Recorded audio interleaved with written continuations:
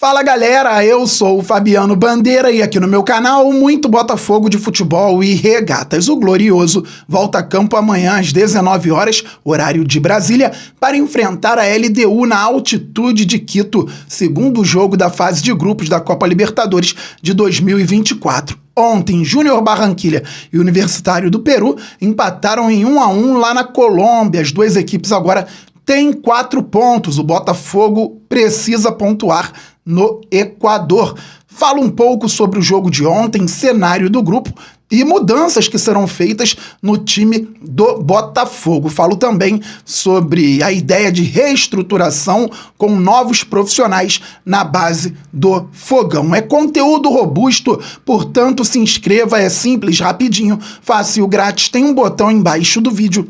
Inscrever-se. É só clicar e fazer parte desta família maravilhosa que torce para o glorioso Botafogo de futebol e regatas e acompanha o canal Fabiano Bandeira diariamente. Traga novos inscritos, pode falar, que aqui tem muita informação, análise tática, opinião e mais. Galera, vamos passar logo dos 49 mil inscritos, estamos muito perto, vamos chegar à tão sonhada marca dos 50 mil, depois vamos muito além, pois o Glorioso é gigante. Deixa o like, isto é fundamental para o crescimento do canal, assim o YouTube entende automaticamente que você gosta dos vídeos e distribui também automaticamente para mais pessoas. Ative o sininho para que você receba as notificações de todos os vídeos e todas as lives aqui do canal Fabiano Bandeira. Pois é, galera, começo falando sobre a base, antes de falarmos a respeito da Libertadores e das mudanças também no time do Fogão, pois o Glorioso anunciou ontem 2 contratações, um novo diretor de futebol de base e um profissional para integrar a coordenação técnica e metodológica da base alvinegra. Recentemente, Tiano Gomes, ex-gerente de base, saiu do Botafogo e agora o Glorioso oficializou a chegada do Léo Coelho, que estava no Atlético Paranaense como coordenador geral da base. Ninguém fica durante muito tempo no Atlético Paranaense hoje, um clube estruturado, se não tiver competência. E o Léo Coelho é muito bem visto no mercado, muito bem visto no meio do futebol, principalmente do futebol de base. Então ele tem experiência também, passagem pelo Lyon, um clube que faz parte da Eagle Futebol do John Textor, passagem também pelo América Mineiro, trabalhando com a base, trabalhando com o feminino. Ele começou também na Federação Mineira, esteve no Atlético Paranaense durante um longo período e agora vem para ser o diretor de futebol de base do Botafogo. Fazendo aqui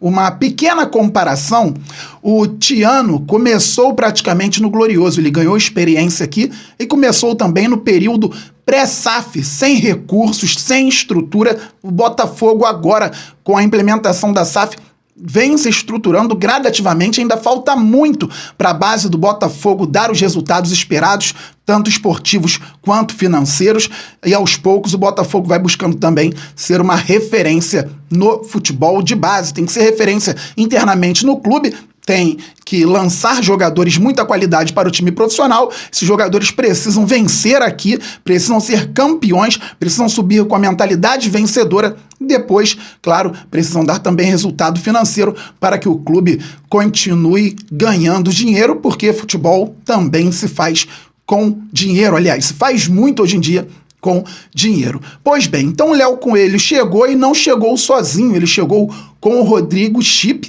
que vai integrar a coordenação técnica e metodológica do Botafogo. Um profissional também que já passou pela base do Santos, foi auxiliar no profissional do Figueirense, trabalhou no Desportivo Brasil, um clube que era formador também, esteve no Atlético Paranaense como coordenador técnico e metodológico recentemente. Chega também com um bom currículo para contribuir nessa evolução gradativa da base do Fogão. Que dê tudo certo, que estruturalmente também com campos, com parte física, com CT, esperamos que pelo menos num médio prazo a base alvinegra realmente suba de produção. Galera, falando agora a respeito de Copa Libertadores da América, um jogo ontem muito difícil lá na Colômbia, o Júnior Barranquilla saiu atrás no placar, o Universitário fez 1-0, o Júnior foi empatar Depois, ainda na primeira etapa, 1-1 no segundo tempo.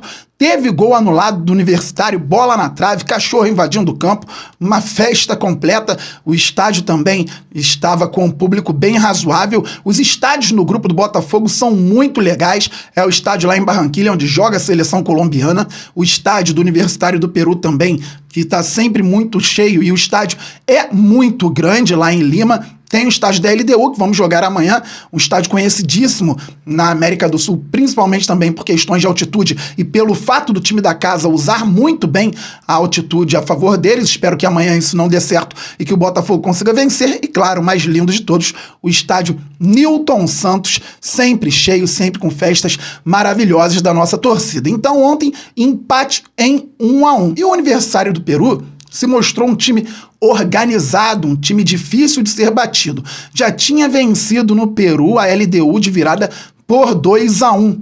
E ontem fez 1-0 no Júnior, poderia ter feito mais, não aproveitou e o Júnior empatou. O Universitário, um time organizado, um time muito aguerrido e que se mostra conhecedor das próprias limitações. O Universitário sabe que é um time limitado, então joga dentro de um contexto muito confortável para eles. Mesmo fora de casa, eles não tentavam contra-atacar de qualquer maneira, para que não pudessem dar brechas ao Júnior Barranquilla, que por sua vez, mesmo jogando em casa, gosta muito das transições rápidas, um time muito intenso. E o Enamorado, pelo lado direito, já tinha dado muito trabalho ao Botafogo e ontem deu muito trabalho também ao Universitário. Se o Universitário não fosse organizado, poderia ter perdido o jogo. O Chara também, que passou pelo Atlético Mineiro, incomodando bastante. O Baca, que joga muita bola, fez 2 gols no Botafogo e ontem, mais uma vez, participou efetivamente do gol de empate do Júnior. Então, 2 equipes que sabem o que querem no grupo. Vão buscar a classificação, estão com 4 pontos na tabela. Se o Botafogo, então, tem que fazer pelo menos 4 pontos nas 2 próximas rodadas. Por quê? Se o Botafogo fizer 1 ponto pelo menos contra a LDU, o próximo jogo é com o Universitário. Vence o time do Peru no Newton Santos, não é simples, chega a 4 pontos, empata pelo menos com o Universitário. E LDU e Júnior Barranquilla vão se enfrentar, alguém vai tirar ponto de alguém e aí o grupo fica aberto. E se o Botafogo tiver que fazer 4 pontos, o empate aceitável é amanhã na altitude de Quito. Mas é claro que se pudermos vencer lá, melhor ainda. E o Botafogo terá a obrigação de fazer 6 pontos nas 2 próximas rodadas para ficar numa situação muito boa no grupo. Vamos passo a passo? Amanhã o Botafogo joga e tem que estar focado apenas na LDU. É final de Copa do Mundo. Depois pensa no jogo contra o Cruzeiro pelo Campeonato Brasileiro. No próximo domingo, estreia no Mineirão às 17 horas. Mas todo mundo focado na LDU amanhã, porque como eu falei, temos que pontuar, mas se o Botafogo conseguir a vitória, melhor dos mundos, galera. Só que para isso, o treinador Arthur Jorge tem alguns desfalques. O Rafael está machucado, não viajou para o Equador, ele voltou recentemente de um tempo longo parado por conta de uma lesão grave no joelho. O Damian Soares ainda cumpre suspensão pela expulsão contra o Red Bull Bragantino no último jogo da pré-Libertadores. Então, para a lateral direita, nós temos apenas o Matheus Ponte. Na lateral esquerda, o Marçal segue tratando uma lesão na panturrilha, então teremos o Hugo, sendo que o Segovia viajou e o Luiz Segovia pode jogar tanto na zaga quanto na lateral esquerda, mas creio no Hugo como titular. Já no meio-campo, não teremos o Eduardo com problema no tornozelo e o Savarino também não viajou. Além do Luiz Segovia, jogadores como Patrick de Paula e Arlen são novidades na lista em relação à última partida contra o Júnior Barranquilla. Pois é, galera, e o técnico Arthur Jorge vai ter que substituir. Ele é um treinador ofensivo e ele deixou isso muito claro na coletiva de apresentação no último sábado, inclusive numa resposta para o canal Fabiano Bandeira. Eu acredito nas entradas do Romero na vaga do Eduardo e do Luiz Henrique na vaga do Savarino, algo que já poderia acontecer naturalmente, mesmo com o Savarino estando bem. Então o Botafogo poderá ter Gatito Fernandes no gol, Matheus Ponte na lateral direita, dupla de zaga, já vou explicar porque eu falo dupla de zaga sem citar nomes, e o Hugo na lateral esquerda. Eu iria com o Danilo Barbosa como primeiro homem de meio campo. O Gregory ainda está se adaptando ao Botafogo e se readaptando ao futebol brasileiro e sul-americano, ele que esteve recentemente na MLS, então pode ficar no banco tranquilamente, daqui a pouco volta a ser titular, jogando com o Danilo, ou eventualmente tendo que jogar como primeiro, com o Botafogo tendo outra formação no meio-campo, dependendo do adversário. Então eu iria com Danilo Barbosa no meio-campo, ao lado dele o Marlon Freitas, que cresceu novamente de produção, Romero, na direita o Júnior Santos, centroavante Kim Soares, e na esquerda o Luiz Henrique. Isso, uma formação inicial num 4-3-3. O Arthur Jorge utiliza o 4-3-3 e varia para o 4-4-2. No 4-4-2, ele vai precisar de um segundo atacante. Quem faria a função?